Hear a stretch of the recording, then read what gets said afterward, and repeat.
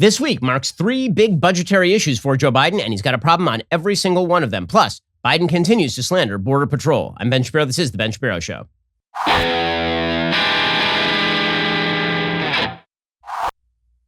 Today's show is sponsored by ExpressVPN. Protect your data from big tech with the VPN I trust. Visit expressvpn.com/Ben. Well, you may have noticed that the Biden administration continues to want to blow out the budget. Now would be an excellent time for you to diversify at least a little bit into something that has never been worth zero. I'm talking about precious metals. Of course, you can see it at the pump, the grocery store, and construction costs. Another month of the highest inflation in 15 years? Another month where that paper money you're carrying around is worth less. So what is your plan to protect your savings? You have homeowners insurance in case of a fire. What insurance do you have in place if inflation sets in further and pushes prices even higher? My insurance plan, gold and silver, for my friends over at Birch Gold Group. If you haven't reached out to Birch Gold to diversify your IRA or 401k into a precious metals IRA, do it today. Text Ben to 474747. Get a free information kit on protecting your savings with gold. They have an A+ rating with the Better Business Bureau, countless 5-star reviews, thousands of happy customers. Talk to them, have them help you safeguard your retirement savings. Text Ben to 474747 to claim your free, no obligation information kit on holding gold and silver in a tax-sheltered account. Again,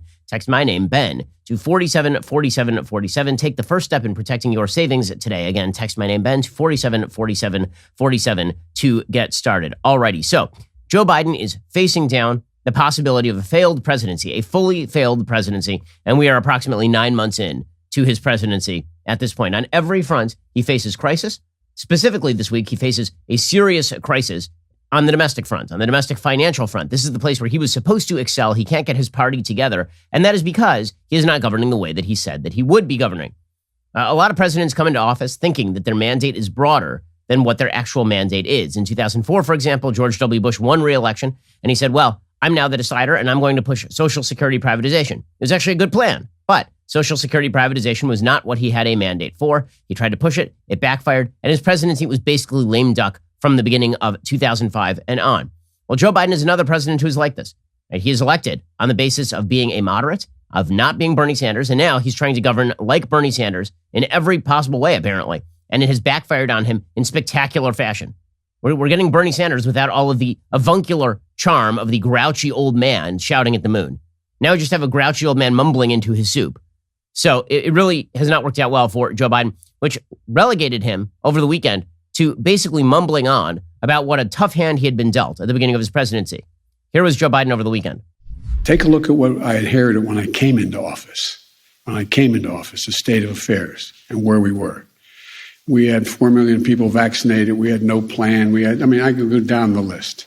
So, part of it is dealing with the panoply of things that were landed on my plate. I'm not complaining. It's just a reality. You are complaining, and also you're a liar. Okay, so I said this right after the election. Joe Biden was the luckiest man ever to inherit the presidency. The reason for this is because he didn't campaign. He wasn't alive. He was campaigning against the most unpopular politician in modern American history. He basically won the presidency on the basis of being a dead body. And he was inheriting the end of a pandemic, vaccines that worked, an economy that had been going great guns before the artificial coma of the pandemic itself, which was not caused solely by the pandemic, but largely by government policy in response to the pandemic. A baseline of massive spending had already been set up for him. There's no president who's inherited a situation more likely to succeed than Joe Biden. We were at low ebb. It was like when Barack Obama took over, and he could look at the fact that we had a stagnant economy and we had just faced this major financial crisis, and he could say that anything that happened from here on in was him, and everything bad was his predecessor. Joe Biden basically had the same ability. He was going to get this natural rebound in economic growth. Everybody knew that it was going to happen. A natural rebound that should have lasted at least a couple of years. Joe Biden was going to get the benefit of vaccines he did not develop and had nothing to do with developing. He was going to get the benefit of a foreign policy that not only had produced no major wars over the course of the last 4 years, but also had started producing actual peace agreements in places like the Middle East. Right? What Joe Biden inherited was actually one of the greatest hands any president has ever inherited. He inherited problems that already had solutions to them.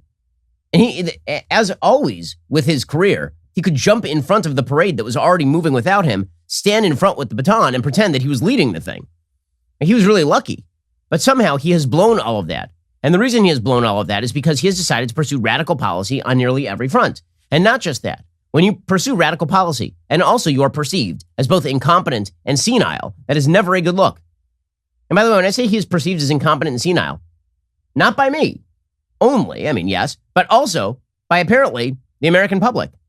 A majority of Americans now say that President Biden is not mentally sharp, according to a new poll from Pew Research Center. The survey, which like other polls, shows Biden's overall approval rating sinking, found that just 43% said the phrase mentally sharp describes him either very well or fairly well. An 11-point drop from the same poll in March. 56% then said that the phrase describes him, 56% now say the phrase describes him as not at all well or not too well. This was his worst showing in any of the personal characteristics surveyed. So nearly 6 in 10 Americans say that he is not mentally sharp.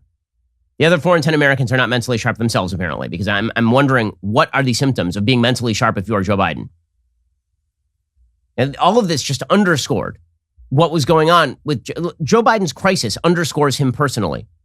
And this is what I say about the difference between a gaffe and actual political crisis. A gaffe is where you say something stupid. A political crisis is where you say something stupid and underscores your entire political program. If you are on the verge of being perceived as senile and incompetent, and then you pursue a bunch of policy that makes no sense, it is just going to underscore your personal characteristics, senile and incompetent. And that's what's happening with the American public right now.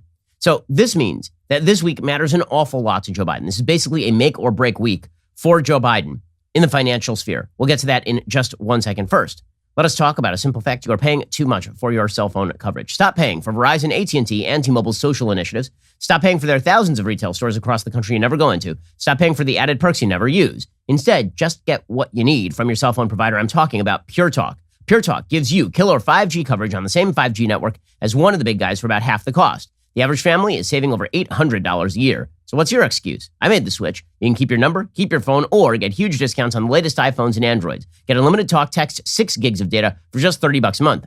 And listen, if you still want unlimited data, you can get it and still save a fortune. Head on over to puretalk.com, shop for the plan that's right for you. They have a 30-day risk-free guarantee, so you literally have nothing to lose. Head on over to puretalk.com, enter promo code Shapiro. You will save 50% off your very first month of coverage. That is puretalk.com. Use promo code Shapiro. Pure Talk is simply smarter wireless. Why spend so that all of these other companies can pay for their overhead? Instead, just buy what you need from Pure Talk. Head on over to puretalk.com, promo code Shapiro, save 50% off your very first month, and you will be saving hundreds of bucks down the road. Okay, so Joe Biden is now facing down a bunch of fiscal issues, all hitting at the exact same time. According to the Wall Street Journal, Joe Biden is headed into a tumultuous week, along with Nancy Pelosi and Chuck Schumer. A slew of high-stakes deadlines will collide on Capitol Hill this week, setting up potentially chaotic negotiations against a backdrop of expiring government funding and the threat of a possible U.S. default. Even by the standards of a Capitol used to operating under pressure, this week's maelstrom of legislative and fiscal cross-currents is setting the stage for an extraordinary sprint. Democratic leaders are trying to shepherd 2 complicated legislative packages, a roughly $1 trillion bipartisan infrastructure bill, and a sprawling healthcare, education, climate package whose proposed $3.5 trillion price tag and contents are still under intense debate within the party. So those are 2 issues, right? You've got the bipartisan infrastructure bill, which is about $1 trillion, and that is going to pass because it has support in the Senate of the United States from some of the quote-unquote Republican moderates. But the reason the Republican moderates were going to pass that is because they were not pairing it with this $3.5 trillion bill. The problem for the Democrats is that a bunch of progressives in the House are saying, we're not going to support the bipartisan infrastructure bill unless you support the $3.5 trillion bill. And a bunch of moderates in the Senate are like, nope, we're not going to do that. We're going to support the bipartisan infrastructure bill, but not the $3.5 trillion price tag. So basically, you now have a prisoner's dilemma in which the progressives and the moderates inside the Democratic Party are at wit's end. They are at a standoff right now. The moderates want precisely the opposite of what the progressives want, and there's not really a great way of bridging that gap unless you have serious presidential leadership, which you don't, because Joe Biden is a vacuum at the top of the United States government, which, thank God for that, because the fact is that if Joe Biden had any leadership capacity at all, he'd be cutting a deal right now, or at least pushing the progressives. But he is not, because he is an empty vessel who has decided that his greatest legacy for the future is going to be ramming through spending, no matter what it takes, because he understands that he is a one-term president.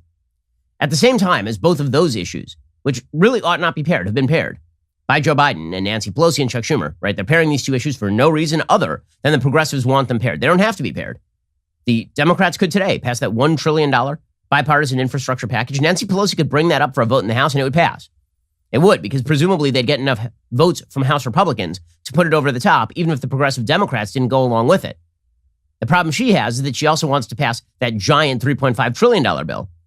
And the moderates in the Senate don't want to do that. So she's trying to wrap this all up in a ball and saying you only get one if you get the other. But that's not going to work because Republicans are going to filibuster that giant $3.5 trillion infrastructure package, forcing the Democrats to use reconciliation. And Joe Manchin and Kristen Sinema, the so-called moderate senators from West Virginia and Arizona, have said that they are not on board with that.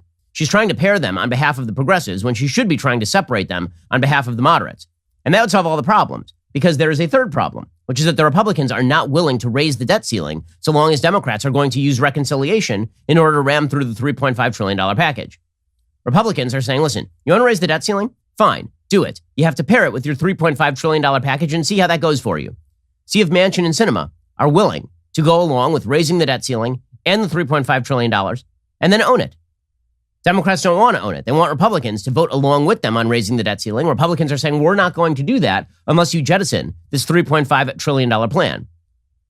So you have this basically the end of a Quentin Tarantino film, right? It's Reservoir Dogs. Everybody's just pointing their guns at each other, and it's just a question of who fires first. At the same time as all this is happening, the government's funding is set to expire 12:01 a.m. on Friday, October 1st. That would partially shut down the government if Congress doesn't act. Lawmakers are feuding over who's responsible for raising the debt limit and avoiding a potentially catastrophic default. Absent swift action, Treasury Secretary Janet Yellen notified Congress this month Treasury may be unable to keep paying all of the government's bills on time during October. So first of all, whenever there's a government shutdown for any period of time, the media lose it and no one else does. Because everybody who's an essential worker gets their back pay. There's no chance that the government remains shut down for an indefinite period of time. Eventually, the government always gets funded. Always and forever. Whether it is raising taxes or whether it is passing another bill. Like they are going to do something to get the government funded. And the government will always be, it's just a question of the delay. And the media always try to talk up government shutdown as though people are dying in the streets and it's zombie apocalypse out there. We've been through several of these at this point. And the only thing that happened is that Barack Obama last time around actively shut down a national park that was in the outdoors, in the open air, to piss off World War II veterans so that we could pretend that anyone cared about the government shutdown. In reality, the number of people who cared about the government shutdown on a realistic level was close to zero. But the media care deeply about it because it's how they leverage everybody into just going ahead with massive government spending that blows out the deficit. House Speaker Nancy Pelosi said, quote, the next few days will be a time of intensity, which is always a frightening line from Nancy Pelosi. The week could also test the leadership of President Biden, according to the Wall Street Journal, who's been battered with criticism over his handling of the Afghanistan withdrawal. We'll get to that in a second. And the recent surge of Haitian immigrants at the southern border. We will also get to that in one moment because Biden is facing crisis on pretty much every front. I mean, literally every front, like in Afghanistan, on the southern border, and domestically. The Senate is expecting to vote Monday evening on a measure extending the government's funding through December 3rd, 2021, and suspending the debt limit into December 2022. It's expected to be blocked by Republicans, leaving the matter unresolved. Democratic leaders have not spelled out what their next step will be, but Pelosi reiterated Sunday the government would not go into partial shutdown. She said Democratic leaders are preparing to bring up a short-term spending patch, which has bipartisan support to avoid that outcome. So Republicans are saying, fine, we're not going to raise the debt limit, but what we are going to do is fund it for the next couple of weeks. Or we'll fund it for the next couple of weeks because then it's up to you. Right? We've given you the time to go work this out on your own, but we are not going to greenlight a massive increase in the debt ceiling. Democrats are like, well, the debt ceiling is paying for bills we've already incurred. Yes, but you are now asking for taking out a second credit card. And Republicans are just saying no to that until you get your spending under control. It is true that we have to pay off the debt that we have already incurred. But why would I keep extending you a line of credit if you are just going to blow out the credit continuously without getting your house in order? There should be strings attached. Representative Debbie Dingell, Democrat of Michigan, she said, we're going to shut the government down in the middle of a pandemic. It's the most irresponsible action that anyone can really, I can think of some more irresponsible action than that. Namely, blowing out the budget to the tune of $7 trillion this year. I could imagine that would be pretty irresponsible, considering that we are now facing severe inflationary pressure as well as economic stagnation on the other end. As the Wall Street Journal points out, averting a partial government shutdown this weekend would resolve only one of the handful of complex legislative battles. A partisan fight over raising the debt limit has started to infuse anxiety into financial markets. Republicans are refusing to vote for a suspension or increase in the debt ceiling, pointing to Democrats' decisions to pass a $1.9 trillion COVID-19 relief bill with no GOP support earlier this year, and current efforts to pass that $3.5 trillion package of social and climate programs along party lines. Senator Pat Toomey, who is a fiscal conservative, he is the Republican from Pennsylvania. He sits on the Senate's Budget and Finance committees. He said he might very well vote for a clean continuation of funding so that the government will continue running, but he said there will be no attempt to raise the debt ceiling by Republicans. He said they are in the midst of an absolutely unprecedented, very damaging spending spree on a scale we've never seen. They want us to come along and authorize the borrowing to help pay for it when we are totally opposed to what they are doing. So the Democrats are trying to blame this on the Republicans, but since they are in complete control of Congress, that's going to be a tough push. We'll get to that in just 1 second. First, let's talk about the clothes you wear. So I only wear one type of t-shirt. I'm talking about Cuts clothing. Cuts, it's super comfortable. It fits you great. It really looks good. I'm telling you, Cuts clothing is the tops. It really is fantastic. If you strive for excellence in every aspect of your life, you need to check out Cuts clothing. Cuts shirts, polos, hoodies, crew sweatshirts. They're made for the man who works hard, plays hard, never settles for less, all in the sport of business. Built for performance in the boardroom, the bar, or the gym, Cuts clothing keeps you sharp wherever the game takes you. Take a plain tee, make it Tony Stark. The bleeding edge of fabric technology meets the man confident enough to wear it. Cuts clothing. Cuts set out to create a fabric uniquely engineered for each clothing style. So, for example, they've got the new Cuts hoodie. They developed the Hyperloop French terry fabric. It's a textile that's temperature controlled and ageless. You don't need to take it off, and you won't want to. Or you can try the wrinkle-free Pika Polo, a design that keeps you fitted for the office, the golf course, at home, the gym, or your next hot date. Again, I pretty much only wear Cuts clothing. At this point, it is just that good. It's not just a lifestyle. It's not just clothing. It's office leisure apparel for the sport of business. Get 15% off your first order by going to cutsclothing.com/Ben. That's cutsclothing.com/Ben for 15% off. The only shirt worth wearing. Okay, so the Democrats are facing down all of this. At the same time, by the way, that transitory inflation seems to be lasting quite a while. Remember that time they kept talking about transitory inflation? Oh, it's transitory. It's going away. It's transitory inflation. Well, it's not transitory inflation. It's pretty severe systemic inflation. And the Federal Reserve is worried about it enough that now they're talking about tapering. They're talking about raising the interest rates, which, by the way, is the only thing that solidified markets last week in the middle of all of this. The markets are looking for some sign of fiscal responsibility from either the Federal Reserve or Congress. Congress has spent the last 20 years basically forcing the Federal Reserve to do all fiscal policy. If they wanted stimulus, they just had the Federal Reserve do it through quantitative easing. If they wanted the markets to tighten up, they forced the Federal Reserve to do it. The Federal Reserve became essentially the financial kingmaker in American politics. Well, now the Federal Reserve is saying, okay, well, I'm noticing that people are a little skittish and we are going to have to taper a little bit. That is because of inflationary pressures. By the way, inflation is the way that you debase a currency. Okay? Inflation is the way that you debase people's savings. It's a way that you steal political power from people and bring it towards centralized government. Okay, that is agreed upon by people from right to left. Everybody from Frederick Hayek to John Maynard Keynes was well aware that inflation was the way that you destroy an economy. And that is precisely what the Federal Reserve is afraid of right now as well. Meanwhile, Joe Biden's like, okay, fine. Well, if you guys are going to taper, I'm just going to spend. I'm just going to spend. According to the Wall Street Journal, all year, the Federal Reserve's message on inflation has been consistent. This year's surge is transitory. Inflation will soon return close to the central bank's 2% target. Now, first of all, I'm very much against the idea that the central bank should be setting a 2% target on inflation. Why? Because what that means that over the course of 20 years, your savings are worth 40% less. I know that we're never supposed to look over the course of 20 years because, as Keynes said, in the long run, we're all dead. But that's not even the long run. That's the medium run. Right? If the Federal Reserve keeps inflating the currency at 2% a year over the course of 10 years, your money in the bank is worth 20% less than it was when you started. It is a way to force you to spend, right? That is what it is. It is a way to force you to invest. Savings are bad, according to the Federal Reserve. Now, I'm not in favor of the notion that the Federal Reserve should be setting a standard of inflation. By the way, I don't think the Federal Reserve should have been tasked with full employment as their goal. Since when is it the job of a regulatory agency full employment? It should be the job of the Congress to ensure employment if that is what they care about. Although employment is a byproduct of a healthy economy, it is not the goal of a healthy economy. In any case, the Wall Street Journal says, if you look more closely, it's clear officials are turning less sanguine about inflation. That explains a growing eagerness to raise interest rates. Last September, long before supply bottlenecks emerged, the median forecast by Fed officials was for core inflation, excluding food and energy, in 2022 of 1.8%. Every few months since then, they've nudged that up. In the forecast released Wednesday, they see core inflation next year at 2.3%. While current year forecasts get pushed around by a lot of temporary factors like a jump in oil prices, the next year forecasts reflect where inflation is expected to settle once those temporary factors recede. The message from the Fed's latest projections is that transitory is lasting an awfully long time. Indeed, next year's projected 2.3% is the highest next year core inflation forecast since the projections were first published in 2007, according to Derek Tang of Monetary Policy Analytics, which is why the Fed is accelerating plans to raise the interest rates. The Fed is currently buying $120 billion a month in bonds and wants that to start to fall to zero before it starts to raise rates. On Wednesday, the Fed signaled it would be likely to start tapering bond purchases in November. That means the process would be over by mid-2022, clearing the way for a rate increase. Now, as I've said, inflation is actually not my core worry here. My core worry is that when you regulate business, when you tell business that the government is going to run it, when you say that the entire American economy should run on principles of equity set by the central bank and the government of the United States, what you are going to do is cause stagnation. You're going to get secular stagnation, Japanese style, from the 1990s. Which is, by the way, Joe Biden agrees with that, which is why he has forecast that over the next 10 years, the American economy is going to grow like 1.5, 1.6%. Those are terrible numbers. Those are very bad numbers. They don't even outpace inflation. You can talk about increase in wage numbers solely due to inflation, but real wages are not going to increase if the economic growth doesn't outpace inflation. Okay, but Joe Biden is confident that he is going to spend, and he's going to lie to you about all of this stuff.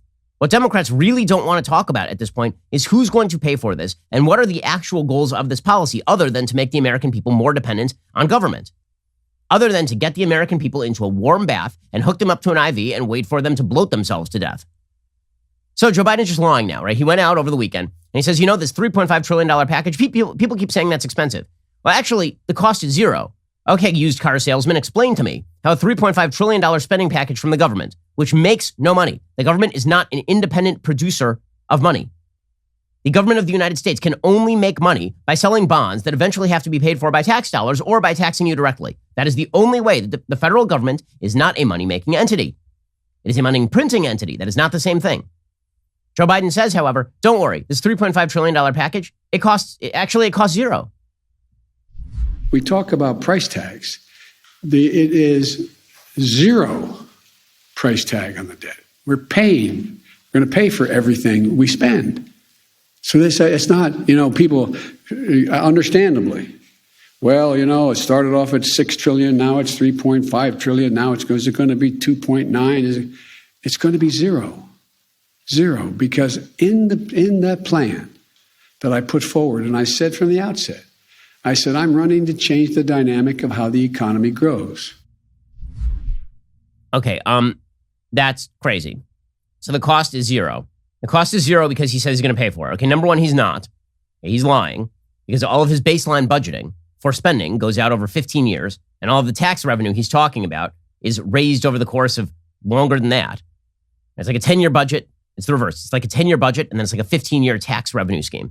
Okay, beyond that, he is forecasting tax revenue that is unlikely to occur because of his economic policy. Finally, even if he were not lying, even if his actual plan encompassed the taxation to cover the plan, that doesn't make the cost zero. That makes the cost precisely what the cost is. If I go down to the local grocery store and I buy a gallon of milk for $5, that cost me $5. Just because I paid for it doesn't mean that the cost was zero. In what insane world is the cost zero when I pay for a thing? What in the world is he talking about? The answer is he's lying, because they have to lie to you, because if they don't lie to you, you might say, wait a second, we're spending money on what now? What are you talking about? We'll get to more of this in just a second. First, let's talk about the fact that your sleep quality should not be compromised. Okay, so I flew yesterday, got in real late with the kids, put in bed late, finally got on that mattress. Finally, when I was ready to settle down, I needed to be on my Helix sleep mattress because it was made just for me. Helix Sleep has a quiz. It takes just 2 minutes to complete. It matches your body type and sleep preferences to the perfect mattress for you. Why would you buy a mattress made for somebody else? With Helix, you're getting a mattress you know will be perfect for the way you sleep.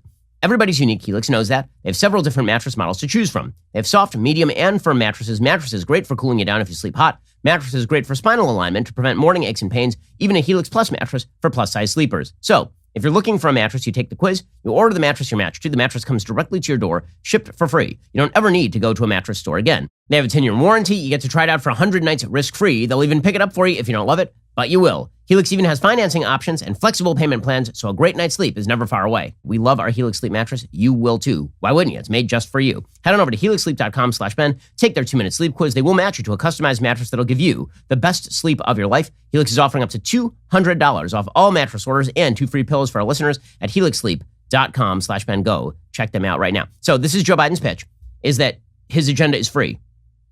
Okay, literally, he says this. He tweeted out today, my Build Back Better agenda costs $0. Zero. Instead of wasting money on tax breaks, loopholes, tax evasions for big corporations and wealthy, we can make a once-in-a-generation investment in working America and it adds $0 to the national debt. Okay, that's just a lie. It's just a lie. It's going to add $0 to the national debt. He's setting in place programs that are going to have to be paid for not annually, not triannually, perennially. Okay, these programs are permanent. This is what Democrats do. They set up programs that are supposedly going to sunset 5-10 years from now. They never sunset. They only grow.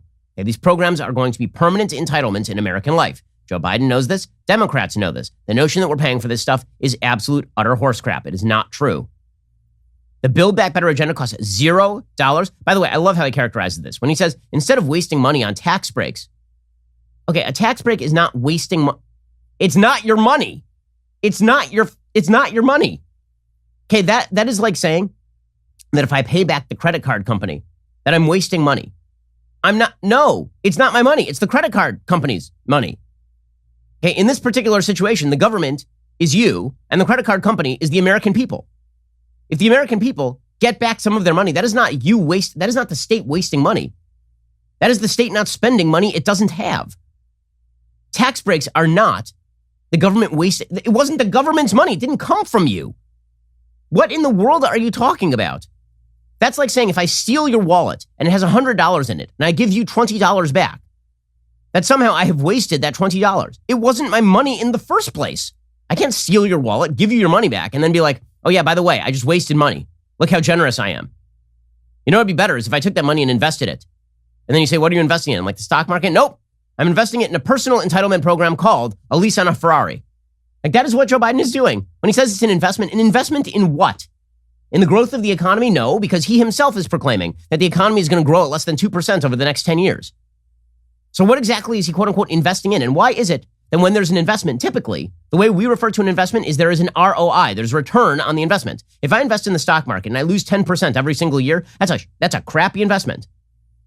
But Joe Biden thinks it's an investment to blow money on random government programs. Why? Because what is he investing in? He's not investing on actual financial growth. He's not investing on actual financial return. He's not giving your money back to you at any point. He's not taking your money and investing it for you the way Warren Buffett would. He's taking your money. He's blowing it on. What he's investing in is Democratic voters.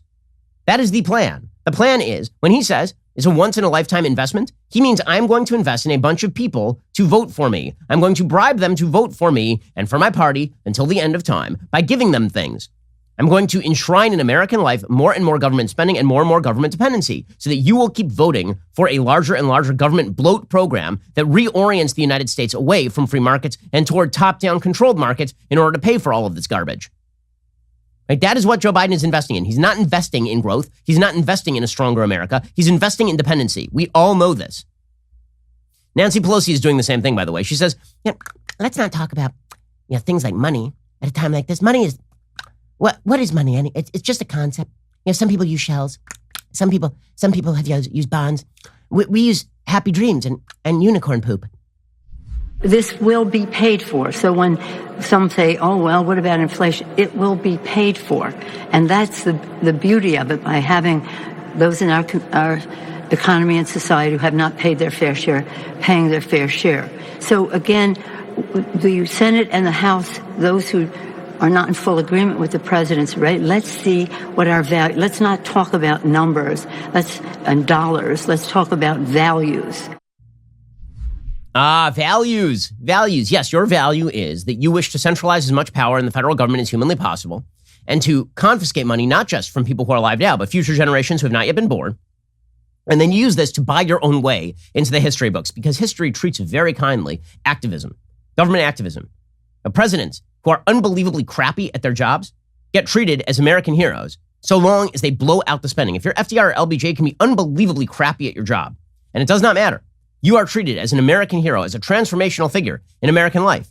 If you're Woodrow Wilson, until very recently, you were treated as a transformational hero in American life, specifically because you strayed from the constitutional limited government vision of the Founding Fathers. If you're Calvin Coolidge, you're very bad. If you're Warren G. Harding, you're very bad. You look in the 1920s in American life, I'm constantly struck by this. If you look at the growth rates in the United States during the 1920s, for example, they're really, really, really high. Right? There's a reason that the 1920s were called the Roaring Twenties. Then you look at the 1930s, and the 1930s were a lost decade in terms of American growth. The 1930s were a garbage time for the American economy. They were horrific. Not just the American economy, the world economy. But the American economy prolonged the Great Depression by embracing top-down centralized government policies courtesy of FDR. But who is considered a good president? Is it the presidents of the 1920s who actually presided over a booming American economy? Is it Warren G. Harding and Calvin Coolidge who are considered the good presidents? No, they're very bad. If you look at the historical rankings of those presidents, the historians are, those were do-nothing presidents. They didn't do anything. All they did was preside over massive growth of American economic power. You know who's a great president? FDR, who presided over America's complete economic collapse for over a decade. That guy was great. You know why? Because he installed these programs that we like ever so much. Right? The best American presidents, according to the historical crowd, are the presidents who blow out the spending.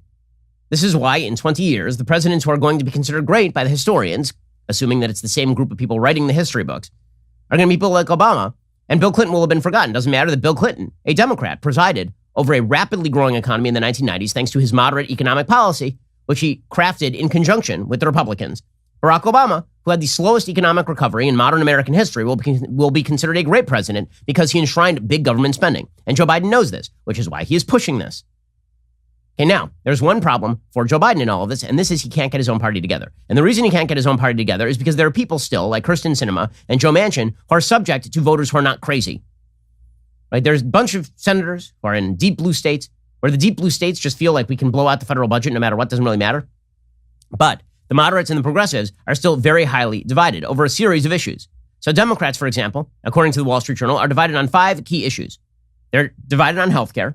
Democrats are wrestling with funding for and duration of 3 central healthcare provisions, an extension of Obamacare subsidies, Medicare coverage for dental, vision, and hearing, and an effort to provide healthcare coverage for some people in Republican-led states that haven't expanded Medicaid. So the progressives want to expand all of these things. They particularly want to expand Medicare. Why? Because Bernie Sanders has said for a long time, Medicare for all.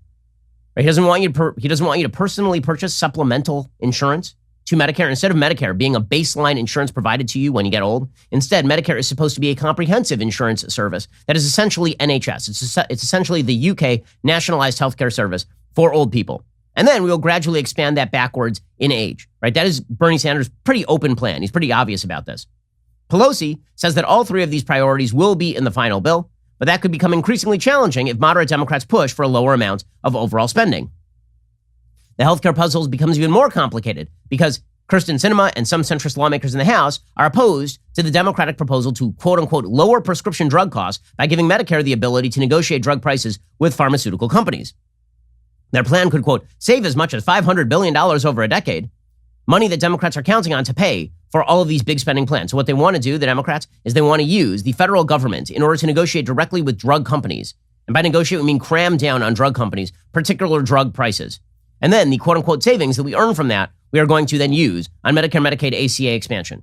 There's only one problem with this. When you cram down pricing on drug companies, what do you think the drug companies do? All they do is not provide more drugs. Okay, patents will be lost. These businesses will be offshored.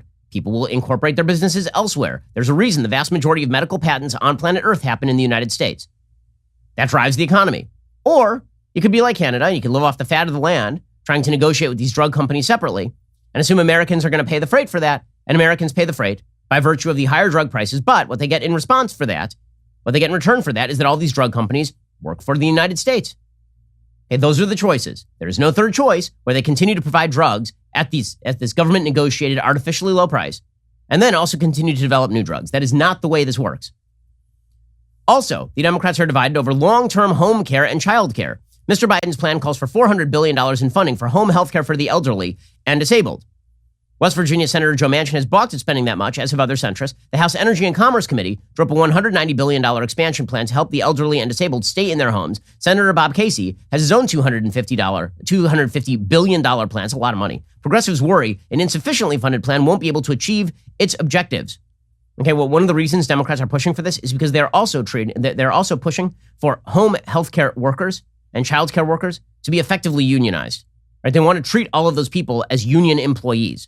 Right? This is their goal, is they don't want them to be able to be treated as individual employees. They want them to be treated as unionized employees. It's a major issue in terms of right to work. Democrats are also divided on climate.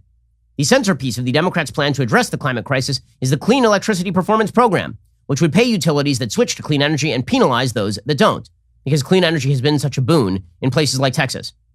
Okay, it has not been. That is me being incredibly cynical and sarcastic, because these clean energy programs have basically just made power extraordinarily more expensive and less reliable in most places around the United States. Utilities that increase their use of clean energy by 4% every year would get money from the feds. Those that fail to do so would get hit with a fine. But Joe Manchin comes from West Virginia, which is a coal state. So he's like, nope, not interested in that. Meanwhile, on immigration, Democrats are seeking a path forward after the Senate parliamentarian ruled they could not include a pathway to citizenship for millions of illegal immigrants. Democrats are still trying to find a way around all of this. One possibility they've considered is to update an immigration law known as the registry, which would allow anyone present in the country earlier than a certain date to become a legal permanent resident, so basically make DACA permanent. They're also divided on taxes. Senior Democrats on the Senate Finance Committee and House Ways and Means Committee have prepared a long menu of options to pay for the spending, along with tax credits that will add to the bill's overall cost. Progressives and centrists are divided on a new corporate tax rate anywhere between 21% and 26.5%. By the way, we are now going to have a corporate tax rate that is higher than China's if the Democrats get what they want. They want to raise the top individual tax rate, and they want to include measures to raise taxes on private equity managers, capital gains, and supersized Roth IRAs used by the quote-unquote ultra-wealthy, as opposed to everybody else. Capital gains apparently no longer apply to people who are not ultra-wealthy, which is weird because it turns out that a huge percentage of Americans own stocks. Also, the top-line cost is at issue. So Democrats are divided over all of these issues. And Joe Biden has no coattails. Joe Biden has no ability to whip his own caucus into shape. We'll get to that in just one moment. The reason he has no ability to whip his own caucus into shape is because he refused to actually govern the way he campaigned. He was always a Trojan horse. What he wanted to be as president is not what the American people wanted him to be as president. He's feeling the pain of that, but it's not stopping him.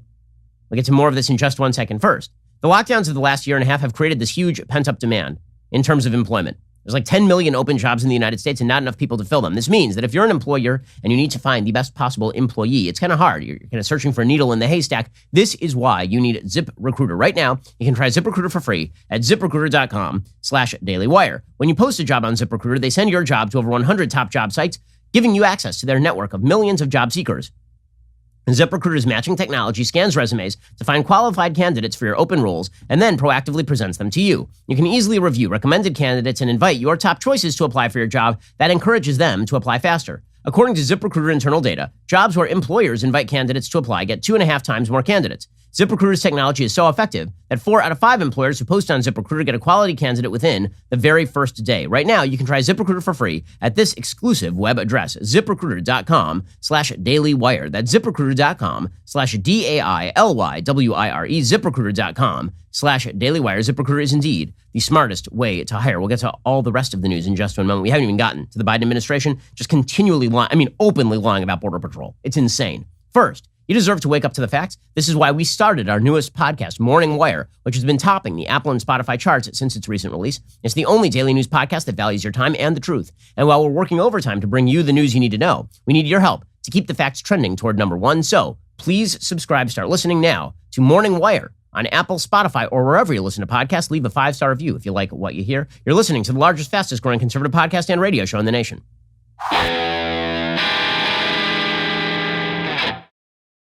So Joe Biden continues to try and ram this thing through, but he does not have any coattails. So Joe Manchin is saying there's no timeline. He's saying, listen, you guys keep pushing this $3.5 trillion plan. There's no reason for it. There really is no reason for it. If you want to do it later. Right now, we should be watching and waiting the economy. But Joe Biden is trying to ram all this through at once because he refuses to put pressure on the so-called progressive caucus. Okay, this is something Playbook is reporting, and it's kind of shocking. Okay, again, the reality is that Joe Biden is basically not putting pressure right now on the people who ought to be pressured, namely the progressive wing.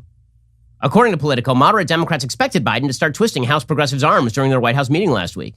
But we're told by sources in the progressive camp and another senior Democratic aide that the president has neither asked progressives to drop their demand that the reconciliation bill pass in tandem with the bipartisan infrastructure bill, nor pressured them to accept a standalone vote on the bipartisan infrastructure bill this week, at least not yet. This has infuriated moderates. A moderate source said, quote, the president needs to pick up the phone and call people. The person argued the White House has been in listening mode for too long, needs to start banging heads to get this vote over the finish line. It's not just moderates that are dismayed. There are a lot of mistakes happening here, said the senior Democratic aide. There's no whip effort on the bipartisan infrastructure bill yet. Everything is hanging by a thread. Biden needs to be more engaged. Progressives, for their part, believe that Biden and Pelosi are with them. One House progressive said, quote, "No one has made the case to progressives or lobbied for them to change their position and vote for it before the Build Back Better Act. In fact, the White House, when we were there on Wednesday, was very much in the same position. There was agreement that we need both bills." So what exactly is Pelosi going to do if Schumer and the White House don't get a reconciliation deal hatched out with Manchin or Sinema by Thursday? No clue. No idea. So Pelosi keeps saying she's happy talking this thing. She says, we're going to pass this bill this week. But she said she's also not going to bring a bill to the floor that does not have the votes. So either there will be a magic moment in which Democrats come together here, or Joe Biden's agenda is in serious, serious trouble, as well it should be. By the way, it is worth noting here that the Biden inability to get policy done here is forcing the Federal Reserve to basically come out of the closet as a political actor, which has been for a very, very long time. The supposed independence of the Federal Reserve is kind of a joke and has been kind of a joke all the way since the FDR administration. It's been an open secret that the Federal Reserve is pretty clearly manipulated by whoever is sitting in the White House at the time, and that is obvious with regard to Joe Biden. I mean, Janet Yellen went from being the Federal Reserve head to the Treasury Secretary with no gap. None. So right now, the Federal Reserve is already making noises saying, well, if we don't pass this, if we don't pass these bills, if we don't get this debt ceiling lifted, we're going to have to take some really strong measures. Like what? What are you going to do that you haven't been doing before? Jerome Powell says the options include the Fed buying Treasury securities in default on the open market and selling treasuries owned by the Fed to counteract potentially severe strains in financial markets. Right? The idea would be that in order to inject liquidity into the markets, the Federal Reserve is going to just start basically printing money and then buying bonds so more quantitative easing, essentially. Wow, never seen that before. You're going to use a tool that you've been using extensively for the last 20 years? Wow, I'm shocked. Among the officials who said such steps could not be ruled out were Jerome Powell and Janet Yellen. Oh, shocker. Powell called the measures loathsome. Others called them repugnant or beyond the pale for two main reasons. First, they would pierce the Fed's institutional preference to avoid directly financing the government, often referred to as its independence from fiscal policy. Wow. Yes, that fabled Fed independence. Don't pierce that. By God. No, stop it. Second, Fed officials worry if such contingency planning became public, elected officials might feel less urgency to raise the debt limit. Yes, because the debt limit is a bunch of garbage anyways. We say the Federal Reserve is in control anyway. It's been in control for quite a long time. And so bottom line is that Joe Biden is having trouble getting his caucus together. He should be having trouble getting his caucus together. And all the pressure right now is on Manchin and Sinema to cave. But Manchin and Sinema have some pretty strong incentives not to cave. So it'll be fascinating to watch how all of this plays out this week. If Manchin and Sinema cave, then both of them need to go and go forthwith, obviously. And by the way, the bipartisan infrastructure bill will die. Because the basic deal here needs to be that counter-active pressure needs to be brought on people like Mitt Romney and Susan Collins and all the people who signed on to the bipartisan infrastructure bill, the Rob Portmans of the world. If the Democrats decide to ram through both of these at the same time, then Republicans need to force the Democrats to shovel all that bipartisan infrastructure garbage into the broader budget plan. Let them pass a $4.6 trillion budget. If they really want to own it all together, they can pass it all as one giant reconciliation bill. Otherwise, those Republicans need to push back. And by the way, my understanding is they will.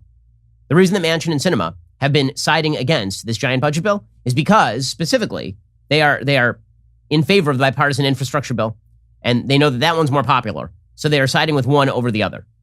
So if they cave, Republicans need to push back by abandoning that bipartisan infrastructure bill. Okay, meanwhile, it is unbelievable how lies that are told by the social justice left just become quote-unquote fact. They're laundered as fact through our fact-checking apparatus and through our media, and no one seems to care.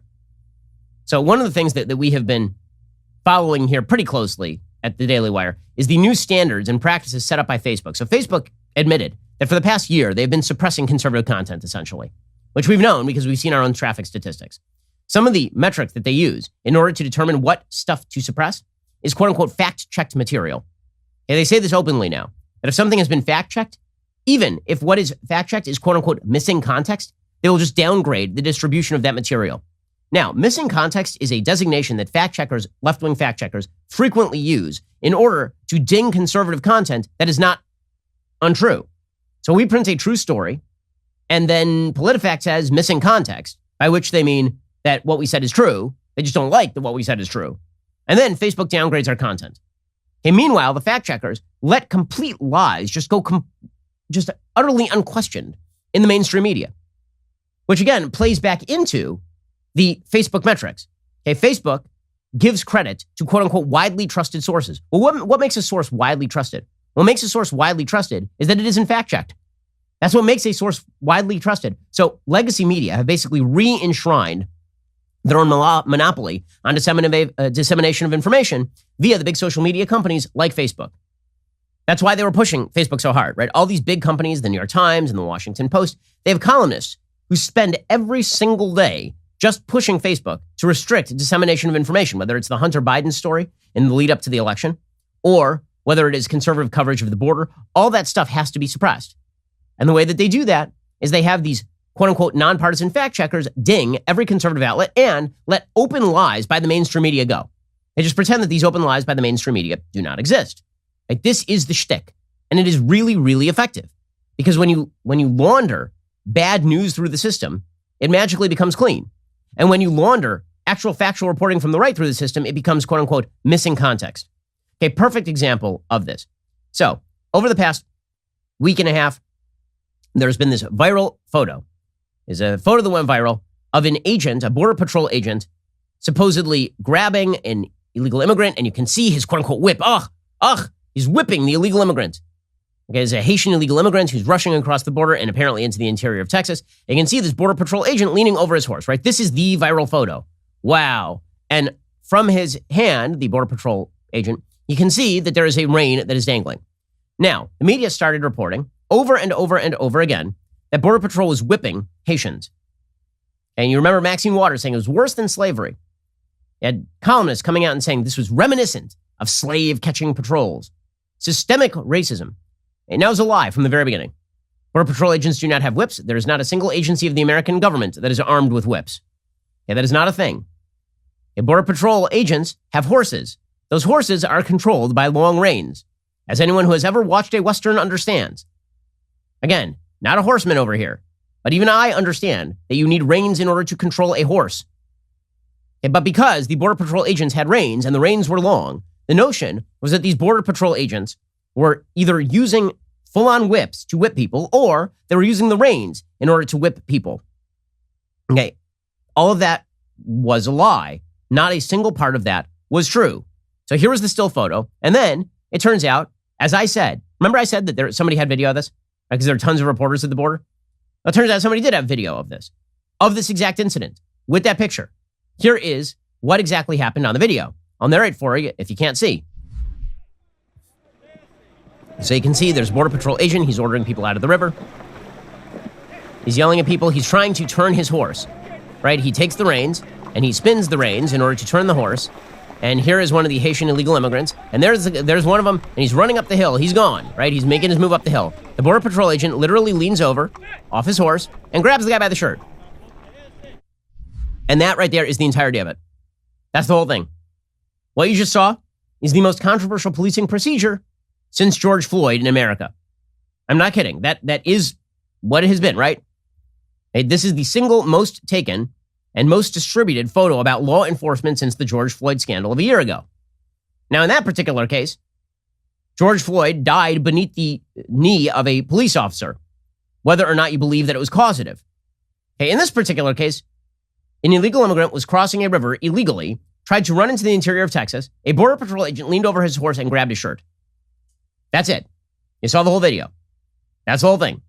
The still is what went around, rocketed around the world. Not just rocketed around the world, but became the topic of every major media show. Have any of these major sources been fact-checked on this? Any? They've all had to go back and issue corrections now. But that doesn't matter, apparently. The New York Times, for example, put out this correction. An earlier version of this article overstated what is known about the behavior of some Border Patrol agents on horseback. While the agents waved their reins while pushing migrants back into the Rio Grande, the Times has not seen conclusive evidence that migrants were struck with the reins. Okay, it turns out that waving your reins at your horse is what you do when you're riding a horse.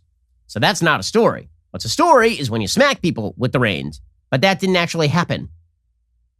Okay, and by the way, the journalist who took the photo said, no, I never saw anybody whip anybody. The photographer, whose name was Paul Ratchey, was speaking with KTSM. He said he and his colleagues taking photos that day never saw any of the agents whipping the Haitian migrants they were moving. Some of the Haitian men started running, trying to go around the horses, says Ratchey. He says, quote, I didn't ever see them whip anyone with the thing. He was swinging it. I didn't see him actually whip someone with it. Those definitely can be misconstrued when you're looking at the picture. Okay, but that did not stop the Democrats from ripping on Border Patrol for over a week on this. Here was Joe Biden ripping his own Border Patrol agents. By the way, you know what would have stopped the Border Patrol agents from having to do any of this? A wall. A wall. Here is Joe Biden ripping his own Border Patrol agents over a complete hoax. It is just not true. Over myth-making. It was horrible what to see, as you saw. To see people treated like they did, horses barely running them over, people being strapped, it's outrageous. I promise you those people will pay. They will be, an investigation underway now, and there will be consequences. There will be consequences. It's an embarrassment, but it's beyond an embarrassment. It's dangerous. It's wrong. It sends the wrong message around the world. It sends the wrong message at home. It's simply not who we are. It's simply not who we are? Oh, no, who we are is a bunch of senile old liars, apparently. Again, this whole thing never happened. It never happened. According to the mainstream media, the Hunter Biden story was a Russian disinformation operation. But our Border Patrol agents were openly whipping people. Our fact-checking media, by the way, will tell you, they spent a lot of time doing this a couple of weeks ago. The Taliban were not hanging people from helicopters. That wasn't a person who was dead hanging off that helicopter. That video that you saw of somebody hanging from a helicopter, the Taliban would never do anything like that. And then a week later, there's stories that the Taliban are literally hanging people from cranes in the center of Herat. But, they're not going to get fact-checked on that. But what is absolute fact, according to the entire Democratic administration, is what is clearly and overtly a lie. It is a lie that Border Patrol agents were whipping people. It is not true. There's not one iota of evidence that this ever happened. And every member of the Biden administration parrots this. Every single member. Kamala Harris, who's just woking it up over at the White House, here she is saying the images of Border Patrol evoked slavery. I was outraged by it. It was horrible and deeply troubling. There's been now an investigation that is being conducted, which I fully support, and there needs to be consequence and accountability. Human beings should not be treated that way, and as we all know, it also evoked images of some of the worst moments of our history, where that kind of behavior has been used against the indigenous people of our country, has been used against African Americans during times of slavery. What in the world is she talking about? These are people illegally trying to enter the country, not people who are attempting to evade the country. They're trying to come into the country. These are people who are trying to cross the border and claim asylum so they can live here. They're trying to get into the place that the Border Patrol is trying to keep them out of. Border Patrol isn't trying to recapture them and take them to a plantation. Like, what in the hell is she talking about? And it's just a lie. Again, it's just a lie.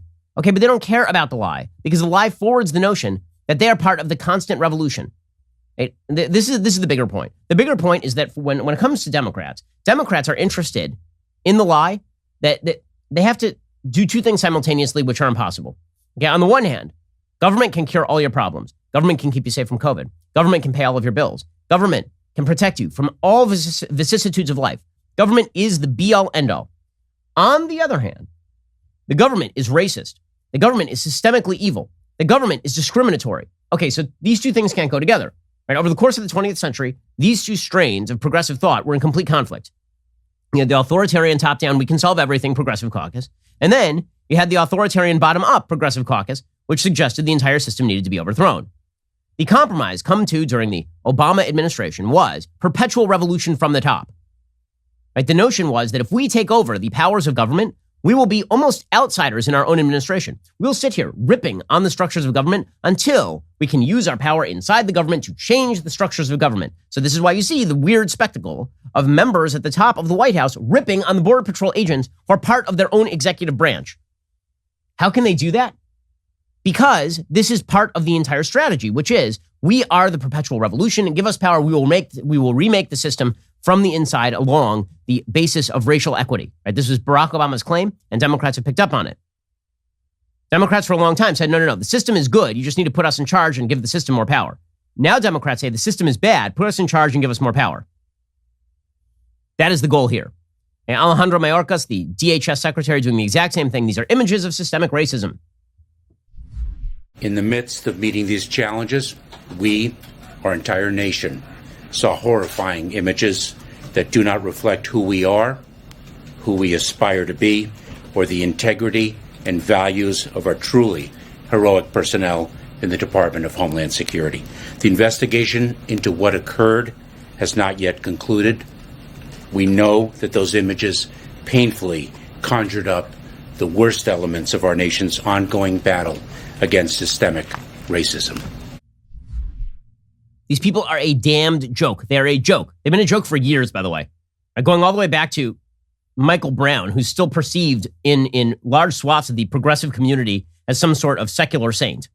Right? Michael Brown attacked a police officer before he was shot to death. Okay, this is the basic idea here, again, is that all that matters is the narrative. The facts are of complete non-importance. They do not matter to this administration. They don't matter in the slightest. And by the way, you're not supposed to pay attention to the fact that this administration, which said that it was not open borders, took 10 to 12,000 of those illegal immigrants. There are 15,000 people under that bridge. 10 to 12,000 of them have been released inside the United States. Did any of them get COVID tested, by the way? I've noticed we've got vaccine passports everywhere, and now we're mandating that healthcare workers throughout the United States get vaccinated or get fired. We're telling businesses with more than 100 employees they must vaccinate or test their employees once a week. But if you're an illegal immigrant, come on in, no COVID test for you. Here's Alejandro Mayorkas saying 10 to 12,000 illegal immigrants have been released inside the United States. Of the 17,400 that weren't deported back or didn't return on their own to Mexico, how many of them first, how many have been released into the U.S.? They're released on conditions, Yes. and approximately, I think it's about 10,000 or so, 12,000. Have been released? Yes. And of the 5,000 that are still in process? We will make determinations whether they will be returned to Haiti based on our public health and public interest authorities. So they deported like 5 people. Everybody else got in. Every single other person was just released into the interior of the United States. Yep, but it's not open borders, guys. They're not open borders. I mean, I know that you're sitting there going to yourself, well, didn't Trump want to build a wall and all? Yeah, they oppose a wall, you see. Why did you allow them in the country in the first place? Why didn't you build, forgive me, a wall or a fence to stop them from walking in this flood of people coming across the dam? It looks like a highway that allows them to cross the Rio Grande. It is the policy of this administration. We do not agree with the building of the wall. The law provides that individuals can make a claim for humanitarian relief. That is actually one of our proudest traditions. Oh, one of our proudest traditions is people crossing the Rio Grande illegally and being housed under a bridge and then being released into the interior of the United States with a show up again date. It's a proud tradition in the United States. That's good to know. But here's the thing, guys. It's not that they hate the patrol. It's not that they hate the Border Patrol. Alejandro Mayorkas also says the Border Patrol can count on them. If you're a Border Patrol agent, why wouldn't you just act like police officers all over the United States have been acting and be like, you know what? Done. I'm going to sit here. I'm not doing anything. Because the minute I do something and a photographer takes something I do out of context, my career's over. Or I'm done. So I may as well just sit here. You want these people in the country anyway. Fine. We're just going to not do our jobs. We're just going to sit here. And if you want people to cross over, done. I'm not going to participate. Here's Alejandro Mayorkas saying the Border Patrol can count on them after every major member of this administration, from the president to the VP to the Secretary of Homeland Security, is out there lying openly about members of Border Patrol. Can the Border Patrol count on you and President Biden, who has said the people will pay, to come to a determination based on the facts and not based on Twitter outrage? They sure can. And let me say something about that, Jake, because I've worked very closely with the men and women of U.S. Customs and Border Protection for many years, many years. And they are heroic. They're heroic? Wait a second. I thought they were members of the systemically racist posse rounding up black illegal immigrants. They're heroic. They're heroic. The same message that the Democrats give with regard to the police. They're heroic, except if they do their jobs. And then if they do their jobs and we take pictures of them doing their jobs, then they're racist heroes of the KKK. It's just a pathetic administration. No wonder their popularity is declining radically, as well it should be. This is an administration in very, very serious trouble. If all they get to show for it is just a giant bag of spending, even that is not going to be enough. All right, we'll be back here later today with an additional hour of content. In the meantime, go check out The Michael Knowles Show. Today, he discusses House Republicans voting to make women sign up for the draft. You can check that out over right now at Daily Wire. I'm Ben Shapiro. This is The Ben Shapiro Show.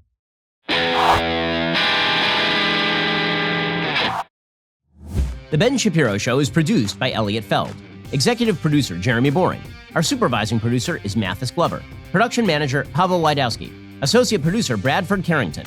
Host producer, Justin Barber. The show is edited by Adam Sayevitz. Audio is mixed by Mike Coromina. Hair and makeup is by Fabiola Cristina. Production assistant, Jessica Kranz. The Ben Shapiro Show is a Daily Wire production. Copyright, Daily Wire 2021. House Democrats vote to legalize abortion nationwide up until the moment of birth. House Republicans vote to make women sign up for the draft, and the Biden administration admits that it has released at least 10,000 illegal aliens into the country just last week. Check it out on The Michael Knowles Show.